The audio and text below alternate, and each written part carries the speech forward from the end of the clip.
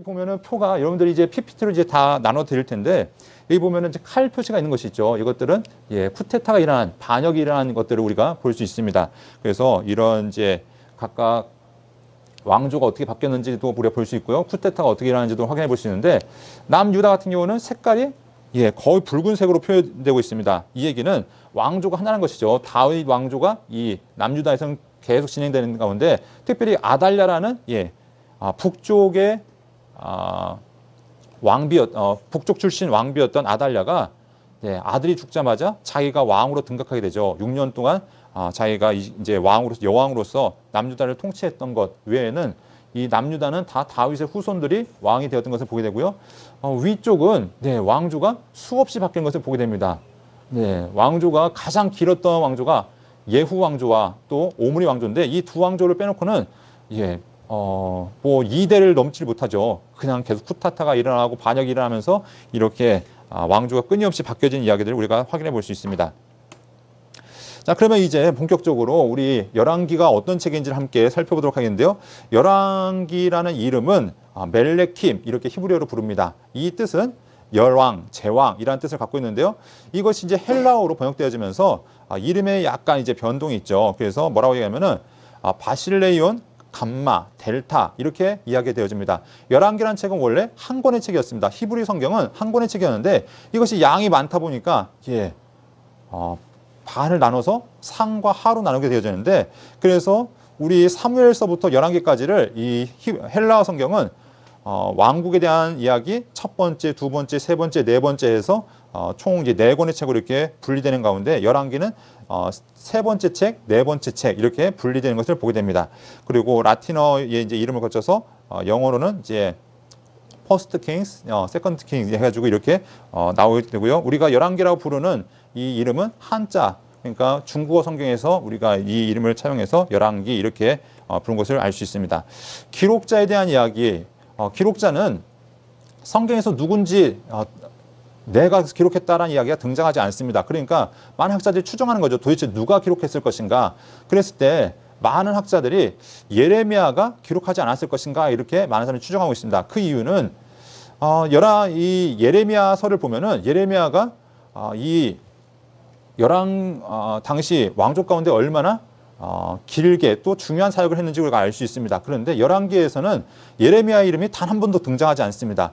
이렇게 중요한 사역을 했음에도 불구하고 그 이름이 한 번도 등장하지 않는 것은 많은 학자들이 이제 반대로 생각해서 자기가 이 책을 기록했기 때문에 아마 자기 이름을 이제 빼놓고 이야기를 기록하지 않았을 것인가 이렇게 많은 사람들이 추정합니다.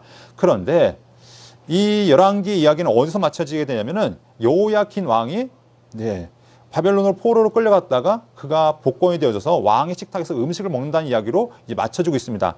아마 예레미야가 기록됐다면은 예레미야는 이 상황을 알 수 없겠죠. 왜냐하면 우리가 예레미야서를 보면은 그가 애굽으로 끌려가서 거기서 이제 어떻게 되는지 그 후에 이야기가 등장하지 않는데 아마 애굽에 끌려가서 이제 돌아가신 걸로 이렇게 보였을 때 열왕기의 마지막 이야기를 예레미야가 알 수 없었을 것이라고 얘기합니다. 그렇기 때문에 예레미야가 아니지 않을 것인가 이렇게 또 이야기하시는 분이 있는데 그래서 우리가 많은 분들이 이제 대안을 내놓기를 주요한 이야기들은 예레미야가 기록했고 그 후에 마무리는 후대에 첨가된 것이 아닌가라고 이런 이제 이야기를 내놓는데 우리가 뭐 본 것이 아니기 때문에 그냥 추정을 이렇게 하는 것을 우리가 알 수 있습니다. 그래서 뭐 다른 사람들이 기록했다라는 다양한 의견도 있지만 그래도 가장 유력한 후보자가 있다면 예레미야가 아닐 것인가라고 이야기할 수 있는데 그런데 정확하게 누군지는 알 수 없지만 그래도 우리가 추정할 수 있는 것이 무엇이냐면 이 사람의 성경관이 어떠한지는 우리가 알 수 있다는 것입니다. 그것은 바로 신명기적 역사관, 신명기적 사관을 가진 사람이 바로 이 성경을 기록했다는 것인데 우리가 여러분이 뭐 신학교를 다 졸업하셨으니까 신명기적 사관, 역대기적 사관 뭐 이런 이야기들은 많이 들어보셨겠죠. 그럼 우리가 간단하게 우리가 신명기 사관은 무엇이냐? 바로 오경에 기초한 역사관입니다.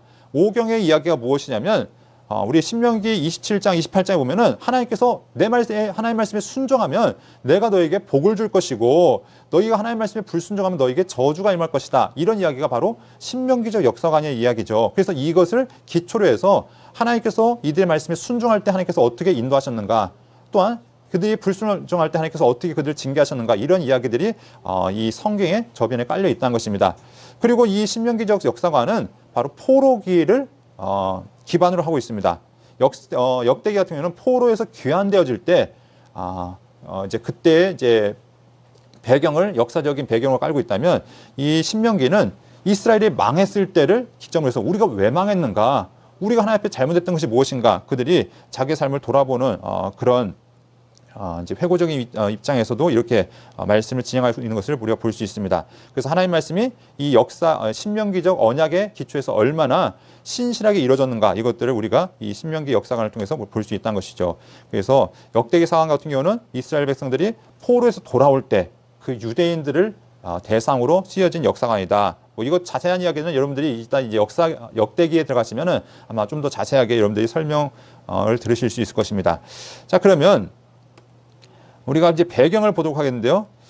이 배경은 바로 이제 이 솔로몬이 왕에 등극하는 이야기부터 등장합니다. 그런데 아직 이제 다윗이 죽지는 않았죠. 그러면서 다윗이 이 왕권을 솔로몬에게 어떻게 이양하는지, 그에게 어떻게 이제 왕위를 물려주는지부터 이야기가 시작되어져서 마지막 이제 예루살렘이 완전히 멸망하고 바벨론에서 멸망하고 포로로 다 끌려간 다음 이스라엘 백성들이 이제 완전히 역사 속에 사라진 것이 아니라 하나님께서 이스라엘 향한 소망이 있다는 것을 무엇을 통해 이야기하냐면은 여호야킨 왕이 회복되었다는 이야기를 통해서 하나님께서 이스라엘을 아직 버리지 않으셨다는 그런 희망적인 이야기로 이런 배경을 이야기하는 것을 보게 됩니다.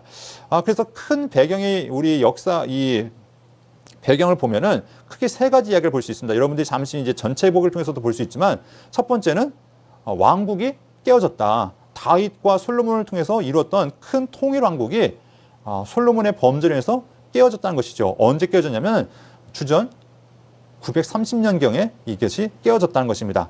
그리고 이 깨어진 나라가 몇 년을 가게 되어지냐면은 208년 동안 함께 이제 아둥바둥하면서 이제 지내게 되죠. 그래서 722년까지 북이스라엘과 남유다가 존재했는데 이 두 나라가 결국 어떻게 되는가? 한 나라가 먼저 망하게 되는데 북이스라엘이 먼저 망했다는 것입니다. 그래서 208년 동안 유지되었던 이 나라가 먼저 북이스라엘이 멸망하게 되었고, 그럼 남아있는 나라가 남유다인데 그럼 이 나라는 영원했는가? 아니란 것이죠. 이 나라도 한 136년, 135년 유지하다가 이 나라도 역시 망했다는 것입니다.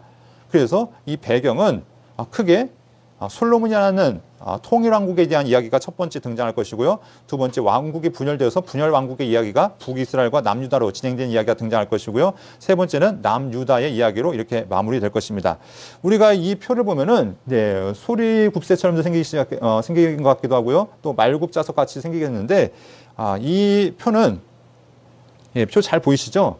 위쪽은 북이스라엘을 이야기하고 있고요. 밑쪽은 남유다를 이야기하고 있습니다. 그래서 북이스라엘에 19명의 왕이 있고요. 남유다에 20명의 왕이 있는데 이 왕들이 어떻게 이제 진행되어지는데, 특별히 그 상황 가운데 어떤 선지자들이 그 이제 왕들의 역사 가운데 활동했는지, 이런 이야기들이 이제 표로 등장되는 것을 볼 수 있습니다. 여러분들이 받게 되는 PPT에 보면은 다 이제 표가 있으시니까 확인하셔서 이 표를 활용하시면 좋을 것 같습니다.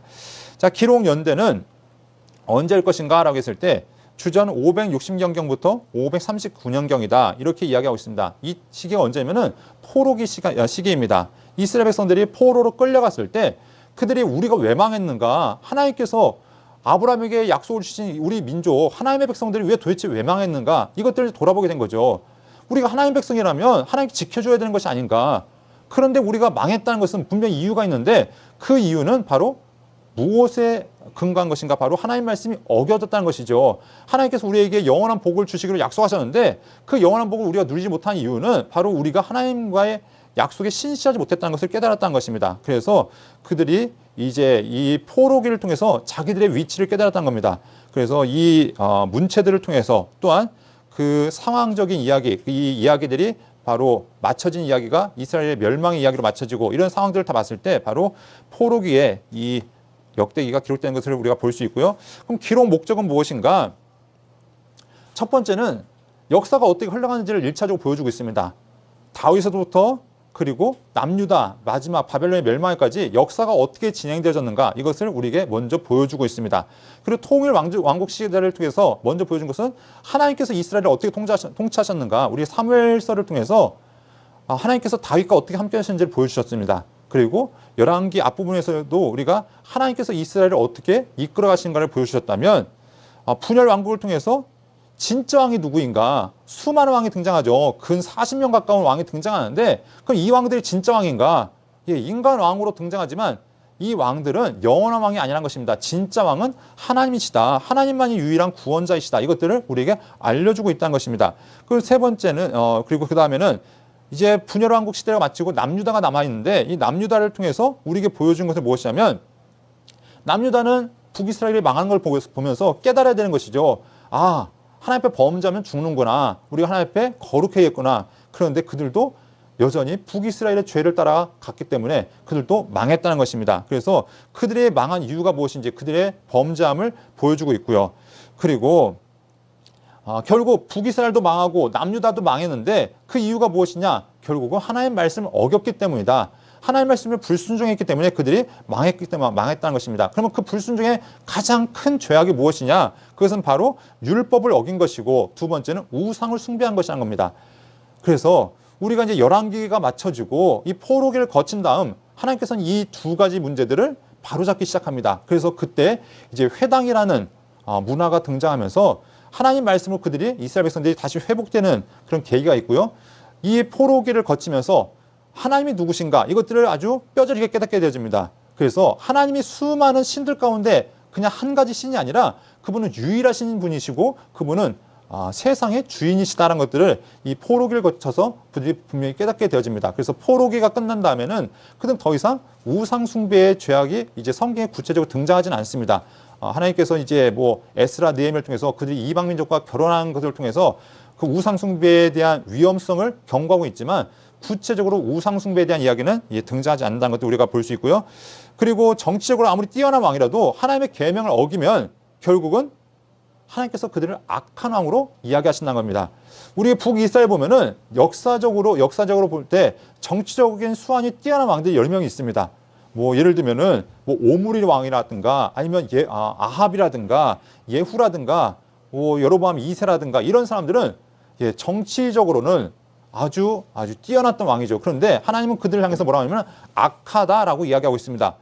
하나님은 그들이 얼마나 정치를 잘했는가, 그들이 얼마나 나를 부강했는가 이런 것에 관심 있는 것이 아니라 그들이 하나님의 말씀에 얼마나 신실했는가, 하나님의 말씀에 얼마나 충성했는가 이것이 하나님의 관심이었다는 것을 우리가 볼 수 있다는 것입니다. 그리고 마지막으로 이 열왕기를 통해서 우리가 보여준 것은 무엇이냐? 남유다가 망했기 때문에 하나님의 언약이 실패했다. 하나님의 약속은 끝났다. 이것이 아니라 하나님은 다시 이스라엘 향해서 소망을 품고 있다. 이것이 바로 여호야긴의 이야기를 통해서 우리에게 보여주는 이야기인 것을 알 수 있습니다. 네, 우리가 이제 계속해서 우리가 이제 표들을 보는데 그러면 이스라엘 왕들의 구체적인 죄악이 무엇인가? 가장 큼직큼직한 죄악이 무엇인가? 솔로몬의 죄악은 바로 우상 숭배였습니다. 그래서 그가 초반에는 하나님을 너무나 사랑했죠. 그가 하나님 앞에 1천번제를 드린 후에 하나님 앞에 기도하면서 그가 구했던 것이 하나님, 제가 듣는 마음, 하나님을 경외하는 그 마음, 지혜를 구했죠. 그 하나님을 얼마나 사랑했습니까? 그런데 그 마음이 변질되어져서 마지막에는 우상 숭배로 이스라엘을 완전히 쪼개버리는 그런 가슴 아픈 일인 것을 보게 되는데 바로 솔로몬의 죄악은 우상 숭배였고 마찬가지로 솔로몬 다음으로 이제 왕이 되었던 여로보암, 북이스라엘의 첫 번째 왕이었죠. 이 왕도 바로 우상 숭배, 거짓 종교로 인해서 이스라엘을 타락으로 이끈 주범이었다는 것을 우리가 알 수 있습니다. 자, 오므리 왕조, 가장 악한 왕조 중에 하나였죠. 예, 북이스라엘의 주요한 왕조 중에 하나입니다. 그런데 이 오므리 왕조의 가장 큰 죄악은 무엇이냐면 바알 종교였다는 것이죠. 바알과 아세라가 바로 이 이스라엘을 타락하는데 아주 지대한 공헌을 했던 것을 보게 됩니다. 그래서 오므리 왕조의 유명한 여인이 있는데 바로 이세벨이었죠. 오므리라는 왕이 자기 아들을 결혼시킬 때 시돈의 공주였던 이세벨을 국제 결혼을 시키면서 바로 이스라엘을 타락으로 이끌었고 이세벨의 딸이었던 아달랴도 남유다를 타락시키는 아주 중요한 역할을 했던 것을 보게 됩니다. 이렇게 오므리 왕조, 이스라엘 역사 가운데 참 가슴 아픈 일이 이렇게 있는 것을 보게 되고요. 자, 그 다음 아하스 때, 아하스 시대는 이제 아수르 시대입니다. 네, 여러분 아수르 시대에 이 아하스와 또 히스기야, 므낫세 이들은 어떤 죄악을 범하기 시작하냐면 아수르의 종교를 수입한 거죠. 하나님을 경외하기보다 당시의 대세였던 아수르를 따르기 시작합니다. 그래서 아수르의 신이었습니다. 하늘에 달을 섬기는 그 종교였는데 이 아수리의 종교를 수입해다가 성전에다 그 이제 신상을 갖다 놓고 그 이제 제사장들로 또 백성으로 이것을 섬기겠다는 것을 보게 되죠. 그래서 아하스의 범죄가 이제 므낫세까지 이어지게 된 것을 보게 되는데요. 우리 여기 보면 참 독특한 이름이 등장하죠. 히스기야. 아니 히스기야가 무슨 죄를 이렇게 지었길래 여러분 히스기야는 성경마다 약간 판단이 다릅니다. 역대기의 평가와 열왕기의 평가가 다릅니다. 역대기에서는 그는 선한 왕으로 이렇게 표현되어지는 반면에 열왕기에서는 이 히스기야의 민낯을 다 드러내고 있죠. 그가 잘한 것도 이야기하지만 잘못한 것도 이야기하고 있습니다. 그가 무엇을 이야기하냐면은 그가 초반에는 하나님 앞에 겸손하고 정말 하나님을 신뢰하고 신실하게 하나님을 바라봤지만 그의 말년에 교만해서 결국 하나님께 돌려야 될 영광을 자기가 다 가로채죠. 결국 그 하나님께서 히스기야의 범죄로 인해서 이스라엘을 징계하시겠다라는 이야기들을 보게 되죠. 그래서 이때 성전 멸망의 원인이 주어진 것을 볼 수 있고요. 자, 므낫세를 통해서 이제 남유다가 하나님께서 심판받는다는 이야기가 등장하고요. 또 시드기야, 예, 이 형제들이 다 악한 왕들이었습니다. 뭐 여호야김, 뭐 시드기야, 뭐 여호아스, 뭐 이렇게 형제들이 있는데 말년입니다. 이제 요아스가 추구했던 그 종교 개혁이 결국 다 실패로 돌아가고 이 시드기야는 결국 다시 원상복구 시키죠. 아버지가 그렇게 눈물로써 정말로 피를 흘리면서 정말 땀과 피를 흘리면서 이스라엘을 개혁하려 했지만 이 시드기야는 다시 우상 숭배로 또 바빌론 종교로 돌이키면서 이때의 범죄는 여러분들이 예레미야서나 아니면 에스겔서를 통해서 그때가 얼마나 우상 숭배가 들끓었는지를 우리가 다시 한번 확인해 볼 수 있습니다. 이렇게 열왕 시대의 각각의 죄악들을 우리가 살펴볼 수 있겠고요. 우리가 첫 절과 끝절 우리가 보면은 첫 절은 결국 다윗이 나이가 많아서 이제 죽는 이야기로 등장하는데 다윗의 핵심이 아닙니다. 다윗은 뭐 이렇게 죽고 나지만 그 다음 등장하는 솔로몬의 이야기가 핵심이죠. 솔로몬이 어떻게 왕에 등극했는가 이야기가 이제 초반의 이야기라면 마지막 이야기는 요야킨 왕이 포로로 끌려왔다가 그가 회복되었다는 이야기로 이렇게 맞춰지면서 이스라엘의 소망에 대해서 맞춰지는 것을 우리가 이야기할 수 있습니다. 자, 전체 복입니다. 열왕기서는 긴 이야기죠. 네. 우리 열왕기 상은 1장부터 22장까지 진행되어지고요. 하는 25장까지 진행되어집니다. 그런데 우리가 열왕기가 원래 한 권의 책이었는데 반으로 나눠졌다고 했잖아요. 다른 성경들은 대부분 다 깔끔하게 나눠지는데 이 열왕기라는 책은 참 애매하게 나눠졌습니다. 열왕기 상은 무엇으로 이야기가 맞춰지냐면 아합의 죽음으로 이야기가 맞춰지게 되죠. 네. 그리고 아합 왕조가 오므리 왕조가 완전히 다 끝난 것도 아닙니다. 그냥 오므리의 아들이었던 아합이 이렇게 죽었다. 그리고 뭐 아합의 가족들은 여전히 이제 살아있죠. 그렇기 때문에 우리가 이 책을 다시 한 권으로 붙여서 우리가 다시 한번 이제 구분을 해보면은 첫 번째 통일왕국에 대한 이야기로 첫 번째 구분해 볼 수 있을 겁니다. 그래서 통일왕국의 이제 주인공을 이야기하면은 솔로몬을 이야기할 수 있겠죠. 그래서 솔로몬이 어떻게 왕위에 등극해서 나라를 어떻게 치리하고 그의 말년이 어땠는지를 이렇게 이야기하는 것이 1장부터 11장의 이야기를 볼 수 있고요. 분열왕국의 이야기는 열왕기상 12장부터 열왕기하 17장까지 이야기입니다. 이 기간을 208년의 기간입니다. 예. 930년에 나라가 분열되어져서 그리고 마지막 722년까지 이렇게 진행되어지는데 이 기간 동안 다양한 왕들이 등장하죠. 그래서 이게 가장 성경을 읽을 때 복잡한 이야기이기도 합니다. 왜냐하면 여러분들이 40명의 왕들, 디브니를 포함해서 40명의 왕들의 이야기를 머릿속에 다 집어넣어야 되잖아요. 네, 그러니까 여기가 가장 이제 복잡한 왕조 이야기인데 이것들을 각 개인으로 이야기하시면 여러분들이 조금 복잡할 수 있는데 왕조로 이해하시면 그나마 어느 정도 간단합니다. 이 불의 왕국 가운데 여러분들이 가장 핵심적으로 이해해야 될 왕조가 둘이 있다면 오므리 왕조하고 예후 왕조입니다.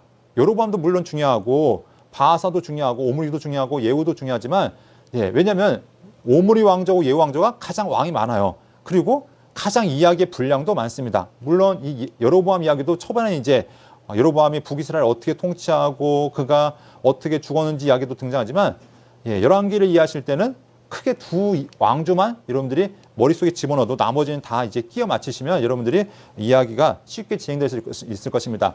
오므리 왕조와 특별히 진행되는 이야기는 누구와 이야기가 진행되자면은 여러분 선지자 엘리야와 이 오므리 왕조가 함께 진행되어지고요. 또 예후 왕조는 엘리사와 함께 이야기가 진행된다라고 생각하시면 여러분들이 이야기를 이해하실 때 좀 더 편할 것 같습니다. 그리고 나머지에 뭐 이제 잡다한 북이스라엘 왕들이 등장하죠. 네, 그래서 이 북이스라엘 왕들, 그러니까 여기들은 여러분들이 열심히 외우셔야 되는 상황입니다. 왜냐하면 왕조가 진행되는 것이 아니기 때문에 여러분들의 열심히 성경을 읽고 하셔야 되는데, 여러분 성경을 잘 알기 위해서는 아주 중요한 방법이 하나가 있습니다. 예, 여러분들이 성경을 자세히 알고 잘 알기 위해서는 아주 중요한 방법, 이거 팁인데, 중요한 팁인데 여러분만 알고 계셨으면 좋겠습니다. 어떻게 하시면 되면 많이 읽으시면 됩니다. 네, 그리고 많이 공부하시면 됩니다. 이게 너무 어려운 방법인가요? 네, 여러분이 열심히 읽고 열심히 공부하면 성경을 잘 할 수 있습니다. 네, 당연한 걸 그렇게 얘기하냐. 네, 말씀하시는데, 그래서 여러분들 이 열왕기 이야기는 여러분들이 다독하시고 정독하시고 자세히 공부하시는 수밖에 없습니다. 그러면은 여러분들이 저보다 더 잘 알고 있고 세밀하게 아실 수 있을 겁니다. 그래서 이렇게 분열왕국의 이야기가 진행되고요. 이제 분열왕국이 마쳐지게 되고 남유다가 이제 진행되어집니다. 그래서 아하스부터 이제 이야기가 진행되죠. 아하스부터 시드기야까지 왕조가 진행되어지는데 이 기간은 136년입니다. 왜냐하면 720년에 망하고 또 남유다는 586년에 망하니까 722 빼기 586 하면은 136년이 나올 겁니다. 그래서 136년 동안 이제 남유다가 진행이 되어지는데, 결국 이 긴 역사를 해봤자 400년이 안 되죠. 뭐 솔로 다윗까지 포함하면 한 400년 될 겁니다. 그러니까 이 왕조라고 해봤자 400년 안 되는 짧은 역사 가운데 다양한 왕들이 등장하면서 그들이 하나님의 말씀에 순종했는지 불순종했는지를 우리에게 보여주고 있다는 것이죠. 조선 왕조 하면은 우리 보통 500년 하잖아요. 그러니까 우리 조선이라는 나라가 얼마나 역사가 길었는지를 한번 또 새삼 한번 느낄 수도 있겠죠. 아무튼 뭐 그거는 넘어가고요. 그래서 우리 통일 왕국부터 우리가 함께 보도록 하겠는데요. 우리 이제 오전 시간에 함께 보여야 될 이야기가 이제 솔로몬의 이야기입니다. 솔로몬의 이야기를 함께 보도록 하겠고요.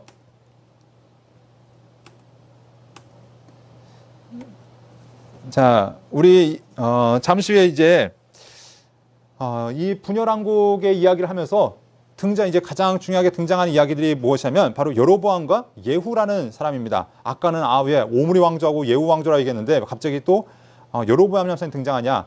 이 성경 전체를 이해하실 때는 예후하고 여로보암과 예후를 여러분들이 기억하셔야 분열왕국 시대를 여러분들이 이 진행이 어떻게 되는지를 여러분들이 머릿속에 우리가 이제 이해할 수 있는데 아주 중요한 팁이 되는데요.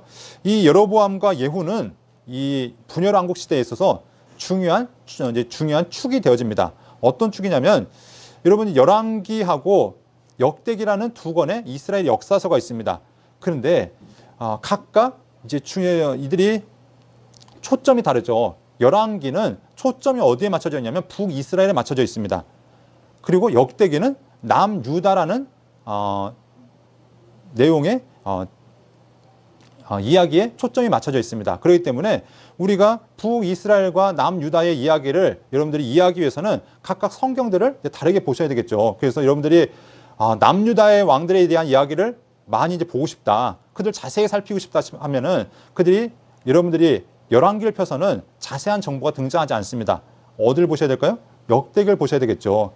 그리고 나는 북이스라엘 왕들에서 알고 싶다 하면 역대기를 열심히 펴시면은 거기에는 간단한 이름밖에는 거의 등장하지 않습니다. 몇 명의 왕들 빼놓고는 거의 정보가 등장하지 않죠. 그렇기 때문에 여러분들이 각각 왕에 대한 관점들이 다르다는 것도 우리가 볼 수 있는데, 특별히 열왕기는 북이스라엘에 대한 이야기를 이제 자세하게 등장하고 있습니다. 우리가 어떻게 보면은 북이스라엘은 실패한 왕조입니다. 19명의 왕, 디브니까지 포함해서 수명의 이야기를 우리가 볼 때 그중엔 선한 왕이 한 명도 없습니다. 그런데 하나님께서는 왜 북이스라엘에 대한 이야기를 자세하게 하고 있는가? 그들도 하나님의 백성이란 것이죠. 그 나라도 비록 타락하고 하나님의 말씀을 저버렸지만 여전히 하나님께서 그들 향한 관심이 있고 그들 향한 소망이 있다는 것입니다. 그래서 북이스라엘에 대한 이야기를 하는데, 이 여로보암은 어떤 사람인가? 예후와 여로보암은 어떤 사람인가? 여기 특징들을 여기 적어놓고 있습니다. 여로보암과 예후는 모두 북이스라엘 출신으로 북이스라엘의 왕이다. 이게 당연한 왕이죠. 당연한 이야기입니다. 북이스라엘 둘 왕이었습니다. 그러면 이 사람들은 어떻게 왕이 되어졌는가? 이 사람들은 처음부터 왕이 아니었습니다. 이 사람들은 직전 왕조의 관리였다는 것이죠. 여로보암은 솔로몬의 관리였고, 예후는 오므리 왕조의 관리였습니다. 그런데 하나님께서 이들을 세우시죠. 그래서 예후와 여로보암은 하나님께서 세우신 북이스라엘의 왕이다. 그래서 여로보암은 누가 기름 부어 세우냐? 아히야 선지자가 기름 부어 세웠고, 또한 예후는 누가 세우냐면은 엘리사가 자기 이제 제자를 통해서 자기의 선지자의 생도를 통해서 이제 기름 부어 세우신 것들을 우리가 볼 수 있습니다. 각각 하나님께서 기름 부어 세우신 왕들이었다. 여로보암과 예후는 각각 자신들이 왕으로 세움 받은 이유에 대해서 알고 있었다. 바로 이 여로보암은 솔로몬 왕조를 하나님께서 징계하기 위한 하나님께서 도구로 이 여로보암을 세우셨고, 예후는 오므리 왕조를 하나님께서 심판하기 위해서 세우신 왕이었다는 것을 알고 있습니다. 그래서 그들은 자기의 사명을 알고 있었다는 것이죠. 그리고 여로보암과 예후의 사명은 바로 직전 왕조의 심판 및 종교개혁이었다. 솔로몬이 우상을 숭배하고 타락했을 때 하나님께서는 여로보암을 통해서 새롭게 시작하기 원하셨습니다. 물론 여로보암도 타락했으니까 문제였지만 하나님의 기대는 이 여로보암을 통해서 새롭게 시작하는 것이었고, 예후도 마찬가지였죠. 그래서 예후는 어떻게 하냐면은 바알과 아세라 선지자들을 싸그리 다 숙청해버리죠. 그리고 오므리 왕조도 하나도 남김없이 싹 없애버립니다. 심지어 남왕국 출신의 아하시아 같은 경우도 아하시아와 그 형제들까지 다 어떻게 합니까? 싹 숙청한 것이 바로 예후였습니다. 이렇게 하나님께서 세우신 목적을 알고 있었고, 그 일들을 감당했던 것이 바로 여로보암과 예후였고요. 여로보암과 예후의 종교개혁은 결국은 실패했습니다. 1차적으로는 성공했지만 결국은 실패했던 것을 우리가 볼 수 있고요. 여로보암과 예후의 실패 때문에 하나님께서는 그들 또한 심판을 받을 것을 하나님께서 말씀하고 있죠. 그래서 예후 왕조도 2대에 맞춰졌고, 2대 만에 맞춰졌고, 예후도 하나님 앞에 칭찬을 받았지만 결국 5대 만에 이 왕조가 맞춰진 것을 보게 됩니다. 여로보암과 예후의 중요한 점이 있는데, 그것은 바로 즉위 연대를 갖고 있지 않다는 것입니다. 그러니까 왕조의 기준이 된다는 것이죠. 이 이야기가 무슨 어떤 이야기냐면, 여러분들이 열왕기를 보시다 보면은 아사왕 몇 년에 북이스라엘 누가 왕이 되었다, 누구 왕 몇 년에 누가 왕이 되었다, 이렇게 얘기하는데, 이 예후와 여로보암은 그런 즉위 연대 기준 왕을 갖지 않다는 것이죠. 다시 말해 이들 자체가 기준이 되는 것입니다. 남유다의 기준이 바로 누구냐면, 남유다 왕 르호보암의 기준이 여로보암이 되어지고요. 그리고 또 남유다의 왕들의 기준이 예후가 되어집니다. 그래서 이 여로보암과 예후는 각각 기준이 되는 왕이다. 그래서 하나님께서는 이 북이스라엘의 여로보암과 예후를 통해서 이제 열왕기의 이야기를 진행해 나가신다는 것을 우리가 살펴볼 수 있다는 것입니다. 자세한 이야기는 여러분들이 이따 이제 도표를 보면서 이게 도대체 이야기로 들었으면 이게 무슨 얘기인지 잘 모르겠다 하시는 분들은 이따 표를 통해서 우리 함께 살펴보셨으면 좋겠습니다.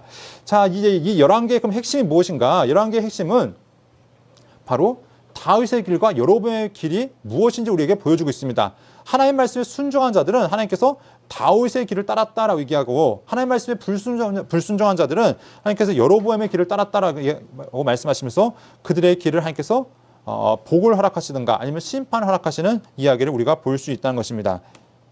자, 그러면 이렇게 다윗의 길로 행했다, 또 여로보암의 길로 행했다, 이것을 통해서 그들이 선한 왕이었는지 악한 왕이었는지를 하나님께서 구분하신 것도 우리가 볼 수 있습니다. 그럼 우리가 이제 통일왕국, 바로 솔로몬에 대한 이야기를 함께 이제 보도록 하겠습니다. 네, 솔로몬의 이야기는 1장부터 11장까지 진행이 되어집니다. 솔로몬의 우리 1장과 2장에 보면은 아직 이제 다윗이 죽지 않았죠.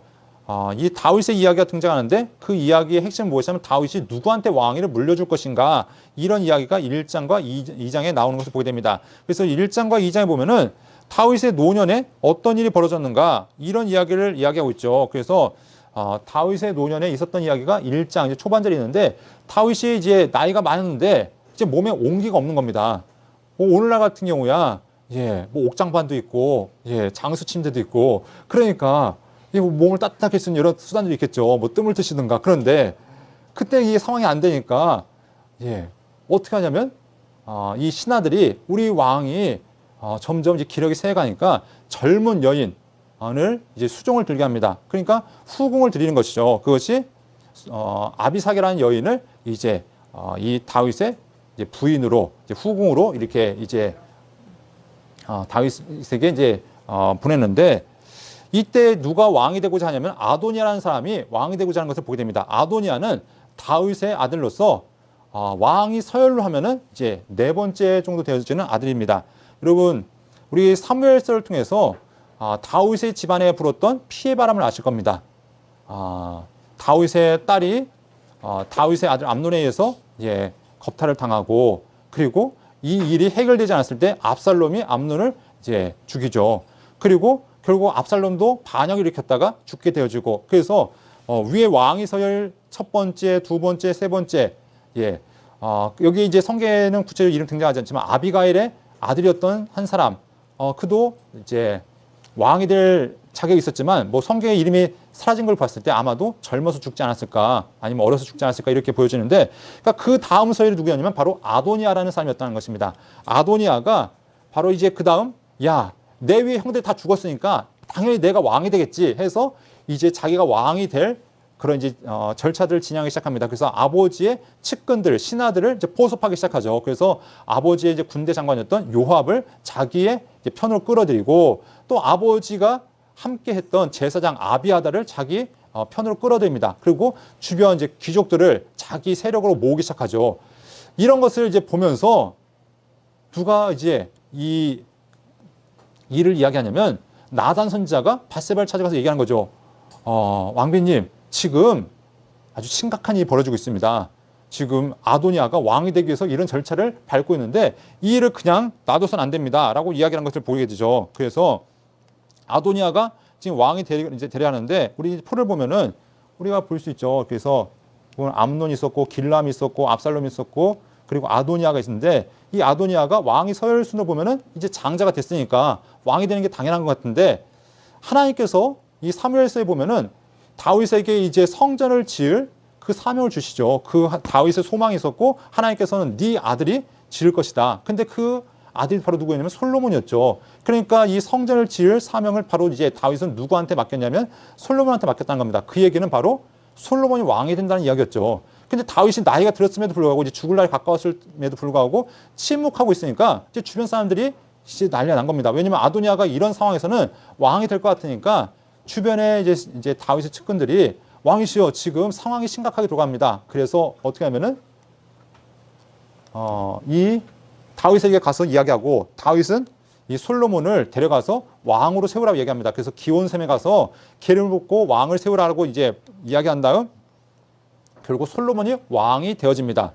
자, 솔로몬이 왕이 된 다음 다윗은 그에게 유언을 맡기죠. 유언을 하는데, 그 유언이 여러분들 우리가 보통 추도 예배할 때, 추모식 할 때, 추모 예식 할 때 우리가 많이 이제 읽는 성경 중에 하나입니다. 그래서 우리 열왕기상 2장 1절부터 4절 보면은 우리가 이런 얘기 많이 하죠. 내가 이제 세상 모든 사람들이 가는 길로 가게 되었나니 너는 힘써 대장부가 되고, 하면서 이제 3절이 중요한 이야기입니다. 내 하나님 여호와의 명령을 지켜 그 길로 행하여 그 법률과 계명과 율례와 증거를 모세 율법에 기록된 대로 지키라. 그러면 내가 무엇을 하든지 어디로 가든지 형통할지라. 다윗은 솔로몬이 왕이 될 때 그에게 먼저 부탁하는 이야기가 무엇이냐면, 내가 왕이 돼서 참 복잡한 일이 있는데 정치적으로는 어떻게 하고, 경제는 어떻게 하고, 군사는 어떻게 하고, 이런 일들을 먼저 이야기한 것이 아니라 내가 하나님께서 세우신 왕인 것을, 내 위에 하나님이 있다는 것을 기억해라. 네가 왕이 되지만 너의 진정한 왕이 하나님이신 것을 기억하고 그 말씀에 순종해라. 결국 하나님 말씀을 따라라. 이것은 단지 이 다윗이 솔로몬에게만 준 이야기가 아니라 모세가 여호수아에게 주셨던 말씀이고, 또 여호수아가 백성들에게 주었던 말씀이기도 하죠. 바로 하나님께서 이스라엘 백성들에게 주시는 권면이 이것이었는데, 다윗도 이 솔로몬에게 하나님 말씀에 순종하라. 이 말씀처럼 신명기에서 모세 유언처럼, 또 여호수아의 이야기처럼 이렇게 하나님을 따를 것을 이야기할 것을 보게 됩니다. 그래서 내가 만약 마음을 다하고 성품을 다하여 진실이 내 앞에서 행하면 이스라엘 왕이 오를 사람이 내게서 끊어지지 아니할 것이다. 하나님의 약속을 내가 굳게 붙들어라. 그럼 내 왕조를 하나님께 지키실 것이다. 라는 이런 유언을 남깁니다. 그리고 또 종이를 한 장 주죠. 그게 뭐냐면은, 이 나라를 네가 잘 다스리기 위해서는 이 나라에 내 정적들, 숙적들, 철회될 사람이 있다는 것이죠. 그래서 명단들을 주는데, 바로 이 반역한 이제 요압부터 해서 다양한 이제 명단들 주죠. 시므이, 다윗을 저주했던 시므이까지 내가 그들을 그냥 넘기지 말아라. 그러면서 이 명단이 이제 솔로몬에게 넘어가게 됩니다. 그래서 솔로몬이 이제 정적들을 제거하는데, 이 아도니아가 아버지가 죽은 다음 이제 한동안 잠잠합니다. 뭐냐면 성전에 달려가서 성전불을 잡는 거죠. 제발 좀 살려주십시오 했더니 솔로몬이 그럼 네가 반역할 일을 행하지 않으면 살려주겠다. 그래서 일단은 용서합니다. 그런데 한동안 잠잠하던 아도니아가 어떤 일을 행하냐면 아버지 솔로몬의 어머니였던 밧세바를 찾아가는 거죠. 찾아가서 어떤 일을 구하냐면 저 아버지의 후궁이었던 아비삭을 저한테 주십시오. 어떻게 보면 나이대로 보면은 충분히 가능한 일일 수 있습니다. 아버지도 이제 돌아가셨고, 이 아비삭은 이제 홀로 돼 있으니까, 주십시오라고 이렇게 얘기하니까, 밧세바가 그냥 크게 생각하지 않고, 그래? 그럼 내 아들한테, 우리 솔로몬 왕한테 이야기해 보겠다라고 이야기하죠. 그래서 솔로몬한테 가서 얘기했더니, 솔로몬은 지혜로운 왕이잖아요. 이게 무슨 일인지를 딱 이제 캐치하는 거죠. 지금 아도니아가 반역의 그 싹이 아직 죽지 않았구나. 반역의 지금 그 시도를 멈추지 않고 있구나. 그래서 어떻게 하면은 아도니아를 숙청합니다.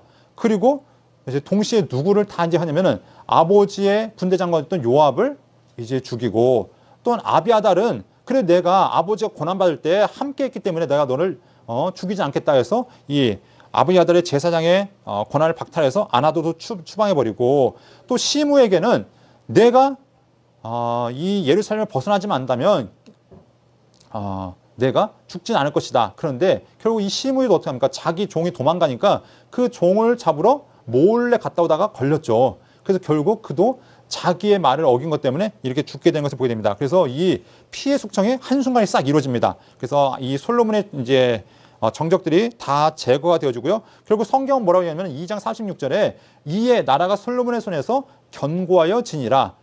모든 솔로몬을 방해할 세력들이 다 사라진 다음 이제 이 솔로몬의 나라가 견고해졌다라고 성경 이야기합니다.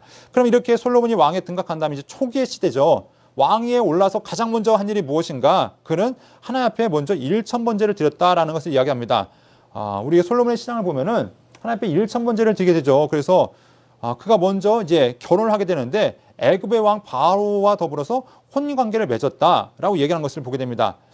솔로몬의 시작이 하나님께서 세우신 거룩한 사명이 있는데 그의 시작부터 무엇인가 약간 삐그덕하는 것을 보게 됩니다. 왜냐하면 애굽의 왕 바로와 더불어서 혼인관계를 맺었다는 거죠. 다시 말해서 바로의 공주와 결혼했다는 것입니다. 우리가 역사를 보면은 애굽은 이 이집트는 자기의 공주들을 외국으로 시집 보내지 않았다고 얘기합니다. 어떻게 보면 솔로몬이 제일 최초였다 얘기하죠. 이렇게 보냈다는 이야기는 애굽보다 어디가 강했는가? 바로 이스라엘이 훨씬 강했다는 이야기를 볼 수 있겠죠. 그만큼 하나님께서 이 솔로몬에게 복을 주셨기 때문에 이스라엘이 강대했는데 문제는 무엇이었는가? 이 바로의 공주와 결혼했다는 것은 하나님 말씀을 어기고 있다는 것입니다. 자, 그런데 하나님께서 이렇게 솔로몬을 사랑하셔서 그를 이제 왕으로 세우셨는데 그가 하나님 앞에 어떤 일을 하는가? 아직 이제 성전은 없었고 성막은 이제 그때 이렇게 기드론 산당 압축에 있었는데 거기서 하나님 앞에 일천번제를 드렸다라고 이야기하고 있습니다. 이제 여기서부터 이제 문제가 되죠. 우리가 이 일천번제라는 이야기가 우리 한국 교회 가운데 아주 중요한 헌금을 거두는 수단 가운데 하나가 되어졌죠. 왜냐하면 이 성경이 오해가 되어졌기 때문에 이런 일들을 보게 되는데 우리가 어떤 이제 공식이 우리 한국 교회 가운데 있냐면 솔로몬이 일천번제를 잘 드렸더니 하나님께서 이 솔로몬의 기도를 들어주셨다. 그래서 솔로몬이 하나님 앞에 기도했더니 하나님께서 그에게 부와 명예, 부와 또한 명예와 또 장수까지 하나님께서 허락하셨다. 그래서 하나님 앞에 일천번제를 잘 드리면 하나님께서 우리에게 모든 소원을 다 이루어주신다. 이제 이런 논리가 되어지죠. 그런데 이 일천번제가 무엇인가? 그러면 이 일천번제가 이 솔로몬이 소를 드렸는데 소를 하루에 한 마리씩 드렸는가? 소를 하루에 한 마리씩 드리면은 그 3년이 걸리겠죠. 우리가 보통 일천번제 어떻게 되냐면은 새벽에 봉투가 있잖아요. 1번부터 1000번까지 봉투가 있잖아요. 그래서 1번, 2번에서 보통 1000원씩 넣죠. 1000원씩, 뭐 좀 재정이 되신 분들 10,000원씩 넣는데 1천번제 드리면은 1000원씩 넣으면 얼마일까요? 100만 원일 거고 10,000원씩 넣으면 1000만 원이겠죠. 그래서 우리가 이런 지속적인 열심을 하나님께 보여드리면 하나님께서 우리의 소원을 이루어주신다. 예전에 제가 사역했던 그 이제 교회 근처에 어떤 유명하신 권사님이 있었는데 그 권사님은 무엇을 간증하러 다니시냐면 1,000번제의 능력에 대해서 간증을 다니신 분이 있었어요. 내가 하나님 앞에 1,000번제를 드렸더니 우리 집안에 하나님이 이렇게 행하셨다. 1,000번제를 드려야 된다라고 이렇게 간증하신 분이 있었는데 이거 성경을 오해서죠. 이 1,000번은 1번부터 1,000번까지 이 순서를 이야기하고 차례를 이야기하는 것이 아닙니다. 이 번제는 우리 레위기를 통해서 얘기했죠. 번제, 태워드리는 제사를 이야기합니다. 솔로몬이 하루에 한 마리씩 태웠을까요? 그 바쁜 솔로몬이 언제 그렇게 드립니까? 한 번에 하루에 드렸던 거 아니면은 한 2, 3일에 걸쳐서 아마 이렇게 드렸을 것입니다. 그래서 이렇게 하나님 앞에 드리는데 우리 1,000번제가 많다 생각하는데 1,000번제 절대 많은 게 아닙니다. 왜냐하면 성경 뒤에 보면은 어떻게 이야기하냐면은 다윗은 3,000번제를 드렸죠. 솔로몬이 1,000번제를 드렸지만 뒤에 보면은 그 후에도 수많은 제사를 드렸고 뒤에 보면 14만 2,000번제를 드리면 2,000 화목제를 드리기도 합니다. 네, 아사는 7,700 제사를 드렸고 히스기야는 28번제를 드렸고 각각 이렇게 하나님 앞에 드려진 다양한 제사들이 있는데 왜 1,000번제 뭔가 의미가 딱 떨어지는 것 같잖아요. 그러니까 우리가 마치 한 3년 동안 열심히 하나님 앞에 우리의 정성을 보여드리면 하나님께서 우리의 소원을 이루신다. 근데 이거는 성경에 말하는 바가 아닙니다. 우리가 하나님은 우리가 이렇게 지극한 정성을 보여주시면 우리가 하나님께 우리의 소원을 이루시는 분이 아니라 하나님의 뜻이라면 한 번만 해도 역사하실 수 있는 분이고 하나님의 뜻이 아니면 10년, 20년, 30년을 들여 하나님 앞에 기도해도 이루어지지 않는 분이 하나님인 것을 우리가 알아야 되는 것이죠. 하나님을 인격적인 분으로 안다면 우리는 이런 1,000번제 같이 엉뚱한 일을 하지 않을 것입니다. 근데 1,000번제가 한국교회 목사님들과 참 이게 맞아떨어져요. 1,000번제를 하면은 일단 교회 재정이 좀 많이 늘어나잖아요. 그러니까 우리 목사님들 1,000번제를 통해서 이제 뭐에 관심이 있냐면 좀 돈에 좀 관심이 많이 가고 성도들은 무엇에 관심이 있냐면 1,000번제를 드려서 솔로몬이 받았던 복을 받게 한다는 것이죠. 특별히 솔로몬이 지혜로운 왕이었고 그 외에도 뭐 나머지 다 덤으로 딸려온 게 있었잖아요. 그러니까 특별히 하나님 우리에게도 솔로몬이 받았던 지혜 좀 주십시오. 내 아들 지금 좋은 대학교 가야 되는데 하나님 내 아들에게 이 솔로몬이 드렸던 하나님이 솔로몬이 주셨던 지혜를 받게 원합니다. 근데 여러분 이 솔로몬이 받았던 지혜가 공부 잘하는 지혜였을까요? 성경에 보면 이 잠언 전도서를 통해서 보면은 지혜가 무엇인가? 지혜는 하나님을 경외하는 것이다. 하나님을 사랑하는 것이다. 라고 얘기하고 있는 것이죠. 그러니까 솔로몬이 하나님 앞에 바랬던 것이 하나님을 더 사랑하기 원합니다. 하나님을 정말로 하나님 앞에 순종하고 하나님의 뜻을 따라 백성을 다스리게 재판하기 원합니다. 이런 소원을 이야기했을 때 하나님께서 그에게 나머지를 다 이제 부어주셨다는 것이죠. 그래서 하나님께서 이렇게 솔로몬을 통해서 복을 부어주셨는데 자, 하나님께서 그래서 이 솔로몬을 통해서 솔로몬이 영화롭게 하셨습니다. 그래서 곧바로 나온 이야기가 이제 두 창기에 대한 재판의 이야기가 나오죠. 그래서 이 하나님께서 지혜를 어떻게 부으셨는가 그 이야기가 나오는데 바로 두 창기가 한 아이를 데려와서 네다 막 얘기했을 때 솔로몬이 어떻게 판결을 내립니까? 반을 똑같이 나눠 주어라. 그랬을 때 한 여인은 그럽시다. 어차피 네 애도 내 애도 될 거 아니면은 우리 반씩 똑같이 나눠서 우리 그렇게 나눠 가집시다 얘기하는데 한 아이의 엄마가 뭐라 합니까? 나 이 아이 안 가져도 됩니다. 내 이 아이 포기하겠습니다. 차라리 저 여자 주십시오. 이 아이의 생명을 살릴 수 있다면 네 이렇게 그 여자를 이제 주십시오라고 이야기하는 것을 보게 되죠. 그래서 이걸 통해서 솔로몬의 지혜가 하나님께서 어떻게 그에게 지혜를 부어주셨는지 우리가 볼 수 있고요. 자 보면은 이 솔로몬의 말했던 지혜가 무엇인가? 바로 듣는 마음. 그러니까 우리가 이스라엘 백성들이 하나님께서 부어주셨던 그 사명이 무엇인가? 우리가 이 왕들이 세워지기 전에 하나님께서 누굴 세우셨냐면 사사를 세웠죠. 사사의 역할이 무엇이냐면 바로 재판하는 역할이었습니다. 사사기가 바로 판관, 재판에 대한 이야기였죠. 그러니까 지금 솔로몬은 무엇을 얘기하냐면 나는 하나님이 왕을 세우셨지만 내가 진짜 왕이 아닙니다. 내 위에 계신 하나님이 계신데 내 사명은 하나님의 뜻을 따라서 백성들을 바로 재판하고 그들의 선악을 분별할 수 있도록 하는 것. 이것이 저의 사명입니다. 우리가 이 솔로몬의 이야기가 앞에 나오는 이야기가 의미가 있는데 솔로몬은 중요한 우리에게 예표를 보여주고 있습니다. 우리 창세기에서 아담이라는 사람이 등장하죠. 하나님께서 아담을 통해서 그의 무엇을 얘기하시냐면 너 선악과 먹지 마. 너 이거 먹으면 반드시 죽을 거야. 선악을 알게 하는 나무의 열매를 먹지 말라 말씀하시면서 아담을 통해서 어떤 삶을 맡기시냐면 이 모든 것들을 내가 관리하고 재판할 하나님께서 그들을 관리자로서 재판장으로서 하나님께서 아담에게 사명을 맡기셨죠. 네. 제가 여기에 네, 제 시선이 여러분들과 눈이 안 맞추신다고 여러분 말씀하시는데, 네, 제 눈을 보면서 제가 여러분들의 눈을 보면서 하도록 하겠습니다. 네, 그래서 이 아담의 사명이 하나님께서 하나님의 재판장으로서 이렇게 세워졌는데 그것이 결국 실패했죠. 하나님과의 언약을 깨뜨리면서 실패했는데 새로운 아담으로서 하나님께서 이제 솔로몬을 세우신 겁니다. 그런데 이 솔로몬은 하나님 앞에 그 사명을 받아서 나가는데 초반은 역시 잘하죠. 그러나 그 역시도 실패하는 것을 우리가 보게 됩니다. 네, 그래서 우리가 이 솔로몬이 하나님 앞에서 이 하나님의 약속을 언약을 이루어지는 사람으로서 이렇게 등장하는데 우리가 하나님께서 아브라함이 주셨던 또 아담에게 주셨던 약속이 있습니다. 생육하고 번성하여 땅에 충만하라. 그리고 아브라함이 주셨던 것도 내가 너를 통해서 하늘의 별과 같이 땅의 모래와 같이 그리고 하나님께서 너의 자손을 통해서 복을 부어주겠다. 이것이 바로 누구 때에 성취되어지면 다윗을 통해서 솔로몬 때 가장 넓은 영토를 통해서 하나님이 이루어지고 또 하나님의 성전이 지어지면서 하나님의 영광이 온 땅 가운데 드러나게 되어지는데 결국 이것이 잠깐 반짝하다가 결국 이것도 몰락하는 것을 우리가 볼 수 있다는 것이죠. 그래서 우리가 이제 솔로몬의 이야기를 우리가 함께 볼 수 있는데요. 이 솔로몬의 이제 재판 이야기를 있었고요. 그에게 하나님의 지혜가 있었다라는 이야기를 하고 이제 솔로몬의 이제 신하에 대한 이야기를 나누는데 이 솔로몬의 이야기가 이 열왕기의 판단과 역대기의 판단이 다르다고 말씀드렸습니다.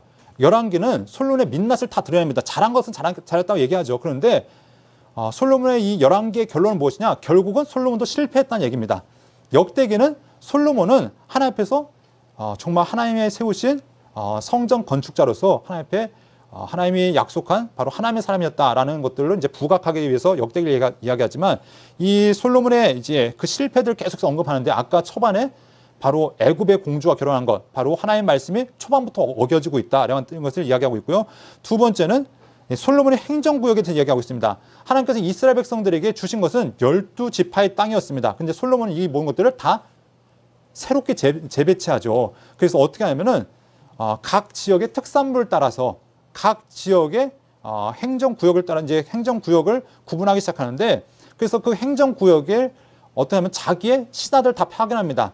원래대로 하면은 각 지역의 지파가 있고 지파의 대표가 있었는데 솔로몬 때는 이것들이 다 어떻게 되면은 완전히 다 깨어지게 되죠. 그래서 각 나라들을 지파와 구분 없이 행정구역을 새롭게 재편하고 거기에 자기의 측근들을 신하로 이게 파견하면서 이 나라들을 어떻게 보면은 초반부터 반역의 기밀을 완전히 다 없애버린 겁니다. 그래서 이 솔로몬이 나라의 기틀을 새롭게 잡았던 것을 보게 되고요.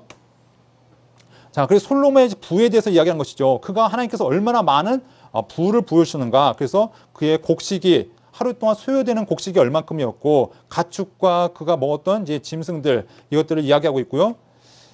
그러면서 그가 하나님께서 얼마나 큰 풍요와 부를 부여주셨는가 이것들을 우리가 보여줄 수 있습니다. 그래서 솔로몬의 영토가 하나님께서 아브라함이 주셨던 약속이 결국은 솔로몬 때 성취되었다. 그런데 영토만 성취된 것이 아니라 하나님께서 솔로몬 모세를 통해서 주셨던 약속이 있죠. 내가 너를 내 소유로 삼을 것인데 너는 제사장 나라 거룩한 백성이 될 것이다. 그럼 이것을 하기 위해서 하나님께서 어떻게 하냐면은 솔로몬을 통해서 하나님의 이름이 이제 온 땅 가운데 퍼져 나가야 되겠죠. 그래서 솔로몬 때문에 수많은 나라 사람들이 이 솔로몬을 보기 위해서 솔로몬의 지혜를 듣기 위해서 옵니다. 그래서 하나님께서 이스라엘 나라 가운데도 평안을 주셨을 뿐만 아니라 이 솔로몬을 통해서 하나님의 이름이 이제 드러나게 되는데 이 이제 중요한 사명 중에 하나가 무엇이냐면 솔로몬이 주셨던 사명 중에 하나가 성전이 건축되어진 것입니다. 그래서 성전이 건축되어지는데 바로 이제 성전이 건축 준비가 있고요. 성전이 건축되는 과정이 있는데 초반부는 성전에 대한 이야기라면 이제 후반부에 대한 이야기는 성전 주변에 이제 그 도구들에 대한 이야기입니다. 그런데 이 구조가 보면은 어떻게 되어지냐면은 성전의 이야기가 이제 시작되어지고 성전 준비, 건축, 그리고 왕궁 건축, 성전 기구 제작, 봉헌 이런 식으로 되어집니다. 그 가운데 무엇이 끼어 있냐면 왕궁 건축이 끼어져 있죠.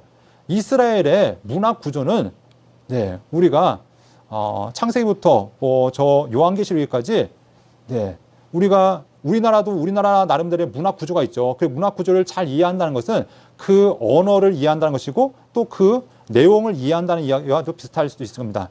그러니까 이스라엘의 이 문학 구조를 이해한다는 것은 그 성경을 좀 더 깊이 알아갈 수 있는 이야기인데, 여러분들 시편을 보면은 시편에 이제 우리 목사님께서 그 시편의 이야기를 통해서 그 각각 구조를 통해서 나타나는 그 핵심들이 무엇인지를 우리가 보여주실 텐데, 네. 여기 마찬가지로 여기에서 보면은 앞쪽에는 성전의 이야기가 있고 뒤쪽에도 성전의 이야기가 있는데 가운데 무엇이 끼어져 있냐면 왕궁에 대한 이야기가 있죠. 그러니까 성전 건축 이야기가 많은 이야기를 차지하지만 그 핵심에 무엇이냐면 왕궁이 있다는 것이죠. 그러니까 결국 무엇을 얘기하면은 성전 건축이 중요하지만 결국 이 솔로몬의 왕궁이 결국 그 안에 핵심이라는 것을 우리가 볼 수 있습니다. 그래서 역대기와는 약간 관점이 달라요. 그런데 여기서는 왕궁에 대한 초점이 더 강조되는 것을 우리가 볼 수 있겠죠. 그래서 이 솔로몬의 이제 성전 건축이 어디에 되어지냐면 바로 아브라함이 아들을 바쳤던 모리아산, 그리고 하나님께서 다윗에게 나타났던 그 여부스 사람 오르나의 타작마당, 이것이 바로 성전의 터전이 되었다라는 것들을 이야기하고 있습니다. 그래서 성전의 이야기도 규격이 나오고 있죠. 길이가 60규빗, 너비가 20규빗, 높이가 30규빗. 그래서 대략 이제 우리 환산을 하면은 대략 27m, 9m, 14m 이런 건물로 되어졌는데, 틀은 나무로 만들고요. 백향목과 이런 이제 잣나무로 이렇게 만들고, 그걸 다 뭘로 쌓냐면 황금으로 다 쌓아버렸습니다. 건물 자체를 다 황금으로 쌓아버렸다라고 얘기하고 있고요. 왕궁은 그보다 이제 거의 2배 가까이 되어지죠. 그래서 100규빗, 50규빗, 30규빗. 기간도 어떻게 되면은 성전은 7년 동안 건설되었고 왕궁은 13년 동안 이렇게 건설되었다라고 이야기하는 것을 보게 됩니다. 이것은 이제 헤롯 성전인데 이제 솔로몬의 성전과는 약간 이제 차이가 있겠죠. 근데 헤롯의 성전을 보면서 우리가 이 솔로몬의 성전도 어땠을까를 한번 이제 우리가 추정해 볼 수 있겠습니다. 자, 그리고 왕궁이 이제 건설되어지는데, 그래서 솔로몬이 자기 왕궁을 이제 성전 7년 동안 성전을 건축했고, 솔로몬은 왕궁을 13년 동안 건축했고 이렇게 전부를 준공했다. 그래서 솔로몬은 성전을 건축한 다음 곧바로 하나님께 봉헌한 것이 아니라 왕궁까지 다 건설한 다음 그때서 이제 봉헌식을 하게 되어지는데, 봉헌식 가운데 중요한 것이 솔로몬의 기도입니다. 솔로몬의 찬양과 기도인데, 여기에 핵심이 바로 이제 열왕기 가운데 이제 이스라엘 백성들을 판단하시는 하나님의 근거가 되어집니다. 이 기도가 무엇이냐? 하나님이 참으로 땅에 거하시리까 하늘과 하늘들의 하늘이라도 주를 용납하지 못하겠거늘 하물며 내가 건축한 이 성전에 오르니까, 마찬가지 이 모세가 건축했던 성막에 하나님께 임자시지만 하나님이 성막 안에 갇혀 계신 분이 아니었죠. 솔로몬도 이렇게 고백하는 겁니다. 내가 성전을 건축했지만 하나님이 이 성전에 갇혀 계신 분이 아닙니다. 하지만 하나님, 우리가 이 성전에서 하나님 앞에 기도할 때 우리의 기도를 들으시고 우리의 부르짖음과 비는 기도를 들어주십시오. 이렇게 하나님 앞에 기도하는 것을 보게 됩니다. 그래서 주께서 전에 말씀하시기를 내 이름이 거기 있으리라 하신 이 성전을 향해서 주의 눈이 주의로 보시오니 주의 종이 이곳을 향하여 비는 기도를 들으시옵소서. 그래서 우리가 이 성전에서 기도하면 하나님께 들으시고 우리의 기도에 응답해달라고 이렇게 간구하는 솔로몬의 기도를 우리가 볼 수 있다는 것입니다. 그래서 이 솔로몬의 기도의 특징을 여러분 보시면은 몇 가지가 있죠. 하나님은 어떤 분이시냐? 하나님은 자기 종들에게 언약을 지키시고 은혜를 베푸시는 분이다. 이렇게 고백하는 걸 보게 되고요. 그리고 성전 건축은 자기의 의도를 따라서 지어진 것이 아니라 바로 다윗에게 주셨던 그 말씀이 성취된 것이다. 이런 이야기를 우리가 볼 수 있습니다. 그리고 솔로몬의 이 성전 건축은 하나님께서 다윗에게 약속하신 그 약속이 성취된 이제 출발점이란 것이죠. 하나님께서 말씀하신 것처럼 하나님 말씀에 순종하면 그 왕위를 계속해서 이어갈 수 있도록 해달라는 그 약속을 지켜달라고 이야기하고 있고요. 그리고 하나님, 우리가 이 성전을 향해서 기도하면 하나님께서 이 기도를 들어달라고, 우리의 죄를 용서해달라고, 이것이 좀 구체적으로 등장하는 이야기가 역대기에서 나오는 그 기도를 통해서 우리가 좀 더 구체적으로 볼 수 있는데, 아무튼 이 솔로몬의 봉헌식 가운데 들어진 기도가 있습니다. 그래서 우리가 죄를 지었을 때 이 성전을 향해서 기도하면 우리의 죄를 용서해달라고 기도하고, 또한 이 성전에서 맹세한 자들에게 하나님께서 그대로 갚아달라고, 그 행위대로 갚아달라고 이렇게 간구하는 것을 볼 수 있고요. 우리가 죄를 짓고 하나님 앞에 적에 패했을 때라도 하나님 앞에 돌아와서 이 성전에서 기도하면, 그리고 하나님 앞에 우리 죄를 용서해달라고 이야기합니다. 그리고 하나님 앞에 죄를 지어서 기근이 있을 때라도, 이 모든 것들이 다 어디에 근거하는 이야기냐면 바로 신명기의 이야기죠. 신명기에 하나님께서 말씀해 보면은 너희가 순종할 때 주는 복과 너희가 불순종할 때 임하는 재앙이 있는데, 그걸 보면은 바로 전염병의 재앙이 있고요, 뭐 메뚜기의 재앙, 또 뭐 기근과 또 뭐 여러 가지 뭐 전쟁의 이야기들, 뭐 다양한 것들이 있는데 솔로몬은 그 이야기들을 하나하나 풀어가면서 하나님, 우리의 모든 죄 가운데 이 성전에서 하나님 앞에 회개하고 기도하면 우리의 기도를 들으시고 용서해달라는 하나님 앞에 간구가 솔로몬의 기도 가운데 담겨 있는 것을 보게 됩니다. 심지어 이방인이라도 하나님의 이야기를 듣고 이 성전을 향해 기도하면 그 기도에 응답하시고 그가 하나님을 경외하게 해달라고 이렇게 이야기하는 것을 보게 됩니다. 그래서 우리 보면은 이제 열왕기에 보면은 저 아람 장군 나아만의 이야기도 나오죠. 비록 그는 이제 북이스라엘 이야기와 연관되어지지만 그가 하나님 앞에 이방인이라도 하나님 앞에 돌아올 수 있도록 해달라는 그런 기도가 있고요. 아무튼 이 성전이 신앙의 기초가 되어지고 신앙 회복의 원동력이 되기 위해서 이렇게 기도하는 것들을 우리가 볼 수 있습니다. 자, 이렇게 솔로몬의 기도가 맞춰졌는데 솔로몬은 이 기도 가운데 세상 만민이 여호와께서만 하나님이시고 그 외에 없는 줄을 알게 하시기를 원합니다라고 간구하는데 이 기도가 누구로부터 깨어지냐면 솔로몬 스스로부터 깨어지죠. 하나님만 여호와께서만 하나님이시다라는 것들이 솔로몬의 후반부에 가면은 솔로몬이 수많은 우상들을 섬기면서 또는 우상들이 세워진 것을 방조하면서 결국 하나님 말씀이 이렇게 어겨지는 것들을 보게 됩니다. 자, 그리고 이제 성전이 봉헌식이 있었고요. 그 성전 봉헌식이 있는데 그가 하나님 앞에 얼마나 드리는가? 1,000번째는 비교도 되지 않을 만큼 수많은 하나님 앞에 제물을 드리죠. 그래서 소가 22,000마리요, 양이 12만 마리다. 그래서 수많은 제물로 하나님 앞에 봉헌식을 드렸다. 그럼 이것도 하루에 한 마리씩 드렸을까요?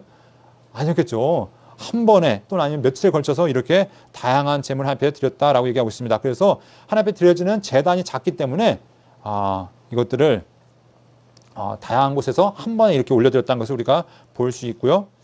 자, 그러면 하나님께서 이렇게 솔로몬의 기도 가운데 어떻게 응답하시는가? 하나님께서 솔로몬에게 이야기하시죠. 3절에 보면은 내가 내 기도와 내가 내 앞에서 간구한 바를 내가 들었다. 하나님께서 들으셨다라고 얘기하는 것이죠. 그리고 내가 이 성전을 구별하겠다. 그리고 내 이름을 거기에 두겠다라고 말씀합니다. 하나님께서 그곳에 하나님의 마음을 두겠다라고 말씀하십니다. 그러니까 솔로몬의 기도를 들으시고 너희가 이곳에 나와서 기도하면 내가 너희가 기도한 대로 응답하겠다 말씀하신 것이죠. 그래서 우리 신명기의 이야기, 가장 중요한 이야기, 순종과 불순종에 대한 이야기가 바로 이제 등장하는데 내가 만약 순종하면 내 아버지 다윗이 행했던 것처럼 온전히 순종하면 어떻게 하겠는가? 바로 내 후손 가운데 왕에 오를 사람이 끊어지지 않을 것이다. 그런데 반대로 내가 불순종한다면 나의 계명과 법도를 지키지 않으려고 다른 신에게 섬겨서 그것을 경배하면 어떤 일이 벌어지는가? 바로 내가 준 이 땅에서 끊어버릴 것이고 이 성전까지도 어떻게 하면 던져버릴 것이다. 하나님께서 단호한 말씀하시는 거죠. 너희가 순종하면 복을 줄 것이지만 불순종하면 하나님께서 가차없이 너희를 징계할 것이다 라고 말씀하는 것을 보게 됩니다. 그런데 정말로 벌어지지 말아야 될 일들이 이스라엘 역사 후반부로 갈수록 계속해서 벌어지는 것을 보게 됩니다. 그래서 하나님께서 이렇게 솔로몬에게 꿈에게 이제 나타나셔서 이 두 번째 꿈이었죠. 첫 번째는 1,000번째를 드린 후에 꿈이었고 두 번째는 성전을 건축한 다음 이렇게 나타나셔서 하나님께서 그에게 끝까지 하나님 앞에 순종할 것을 이렇게 강조하신 이야기로 이렇게 이야기하는 것을 보게 됩니다. 자, 이 이야기를 통해서 하나님께서 이제 솔로몬의 실패의 원인이 무엇인지를 우리가 보여주고 있는 거죠. 하나님께서 이렇게 경고하셨다는 이야기는 그의 위험성이 있다는 것입니다. 내가 하나님의 말씀을 불순종하지 말라로 얘기하는 얘기는 이 솔로몬이 그럴 가능성이 다부당하다는 것을 우리가 볼 수 있는데 그래서 우리가 이제 앞으로 보게 되는 솔로몬의 이야기를 통해서 솔로몬이 성공과 실패의 이야기가 무엇인지 우리가 함께 볼 수 있습니다. 자, 솔로몬이 정말로 부강해집니다.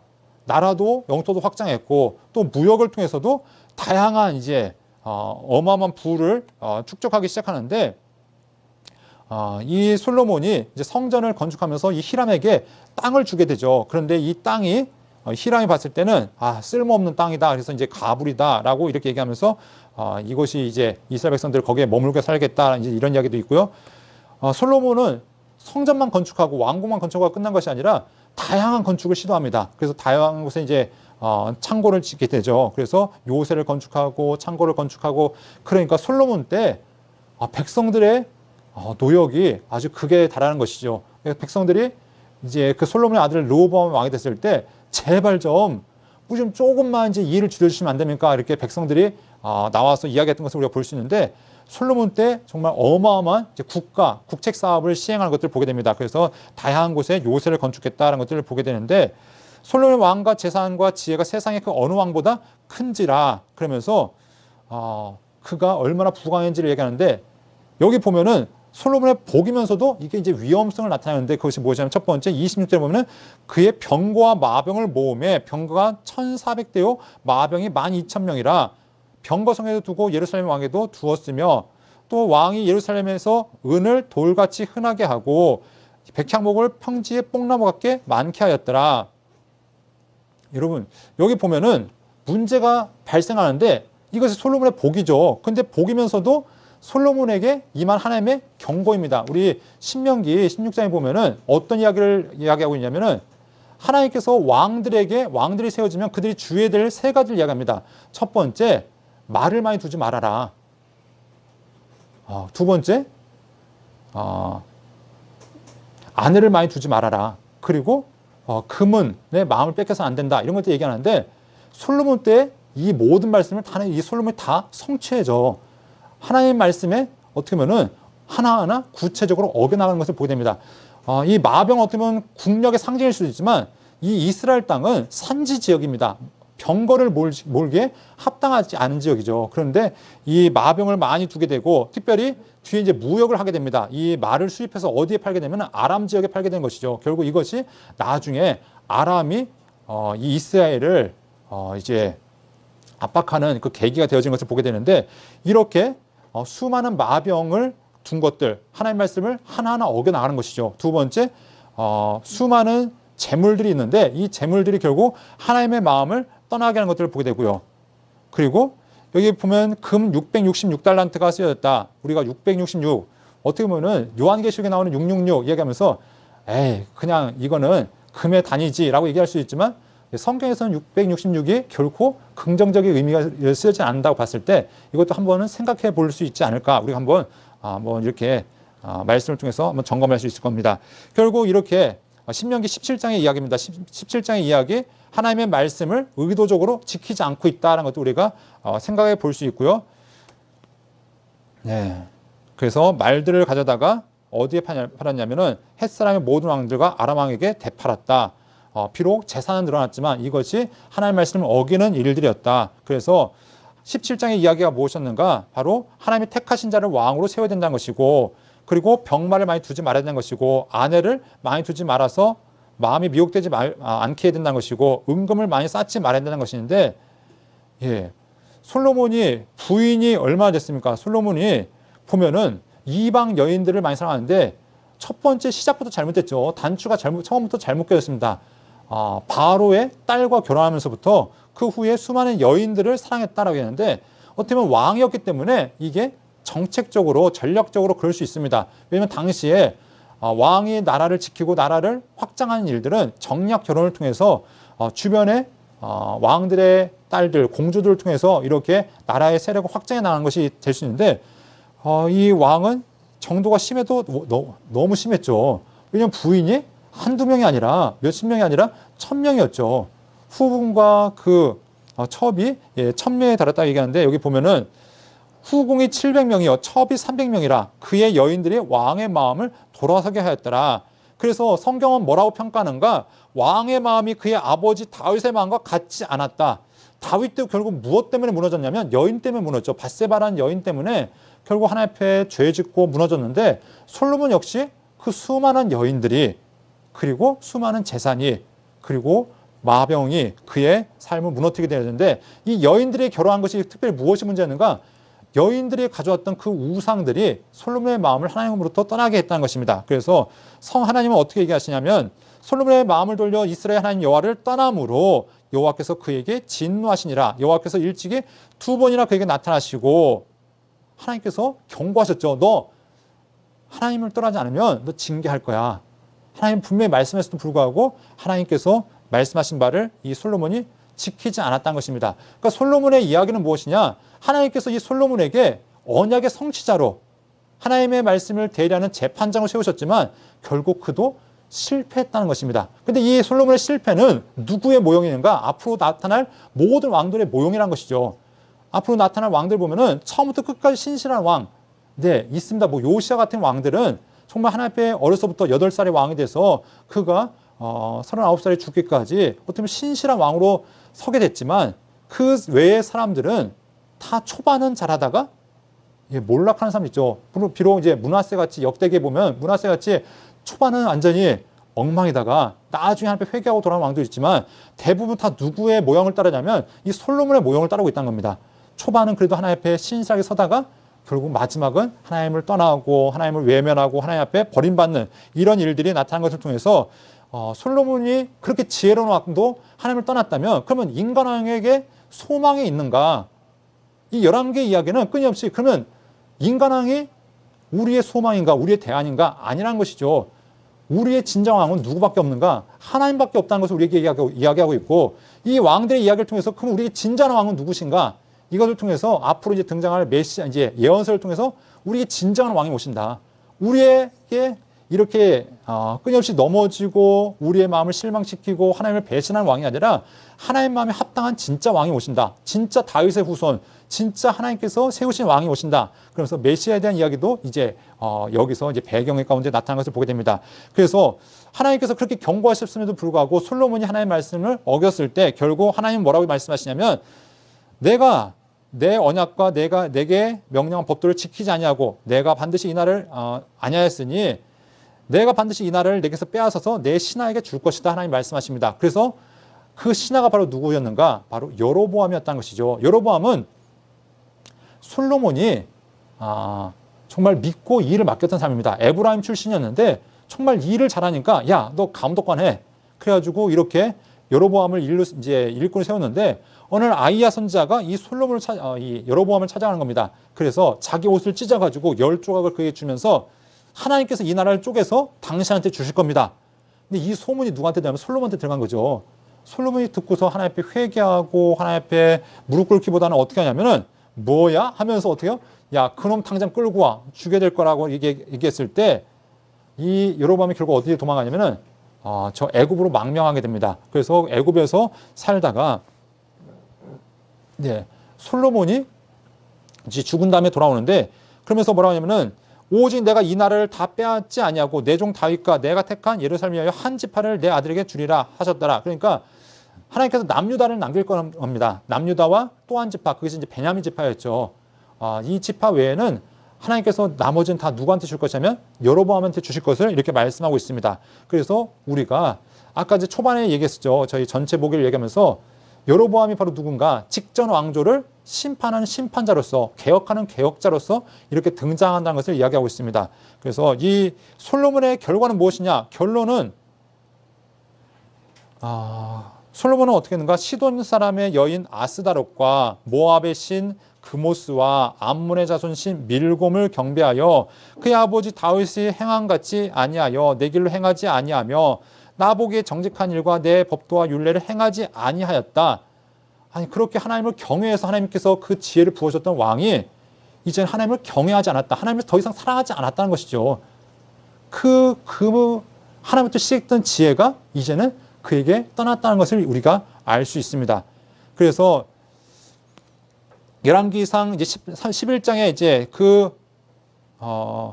이야기는 무엇이냐면 솔로몬이 이제 평가하면서 내가 만일 내가 명령한 모든 일에 순종하고 내 길로 행하고 내 눈에 합당한 일을 하며 내 종 다윗이 행한 것 같이 내 율례와 명령을 지키면 내가 너와 함께 있어 내가 다윗을 위하여 세운 것 같이 너를 위하여 견고한 집을 세우고 이스라엘에게 주리라 이렇게 말씀하셨지만 그 말씀이 결국 솔로몬 때 다 깨어졌다라는 것들을 이야기하고 있다는 것입니다. 여러분 이 말씀을 통해 우리가 기억해야 될 것은 솔로몬은 하나님께서 정말 기대하셨던 왕입니다.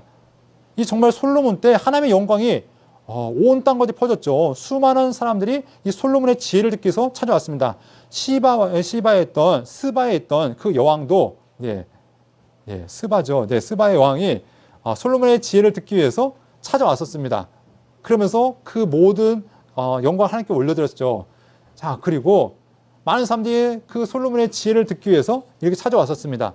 그런데 그가 점점 부강해지고 그의 재산들이 늘어나고 그의 아내가 늘어나면서 하나님과의 언약이 점점 깨어지기 시작하고 그가 하나님을 경외해서 받았던 지혜가 그에게 사라졌다는 것들을 이야기하고 있다는 것입니다.